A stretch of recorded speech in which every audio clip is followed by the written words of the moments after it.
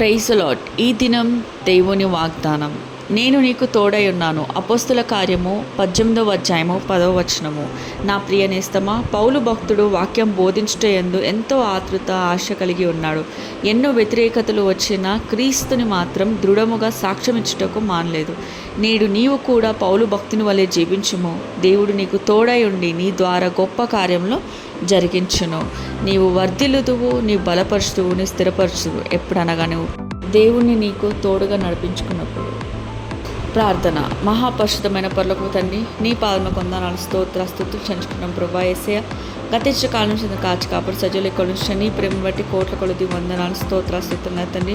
అయ్యా, పాపం విడిచిపెట్టుటకు, పరిశుద్ధంగా జీవించటకు, రేపు మాపు అంటూ వాయిదాలు వేస్తున్న మా అజ్ఞానాన్ని మన్నించండి.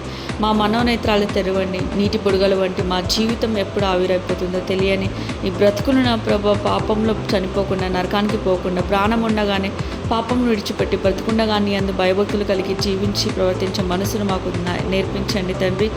యేసయ్య నా తండ్రి, మా లోకంలో నా తండ్రి ధనం, బలం, ఉద్యోగం, వ్యాపారం ఇవేవి సంతోషం కాదు. సమాధానం మీరే మాకు ఇవ్వగలరని మేము వేడుకుంటున్నాను నా తండ్రి. మీరే మాకు సమస్యలు తీర్చండి. ఇరుగు పొరుగు వారితో తగాదాలు, ఉద్యోగాల్లో ఒత్తిడి, వ్యాపార నష్టాలు, కుటుంబంలో మనస్పర్ధలు, ఉద్యోగం రాక, వివాహం కాక బాధపరిచి ప్రతి ఒక్కరిని వాళ్ళ సమస్యలను పరిష్కరించమని బతిమాలుకుంటున్నాను తండ్రి. సమస్యలను బట్టి చింతించకుండా విశ్వాసంతో ప్రార్థిస్తూ మీ అందు ఆనందించేలాగా మాకు సహాయాన్ని దయచేయండి. అన్ని విషయాల్లో మీరే మాకు తోడుగా ఉన్నారని నమ్ముచు యేసు అతి పరిశుద్ధ నామంలో ప్రార్థించి బతిమలాడి ప్రేమతో పెట్టుకుంటున్నాను నా ప్రియ తండ్రి. Amen. Praise lord. Thank you.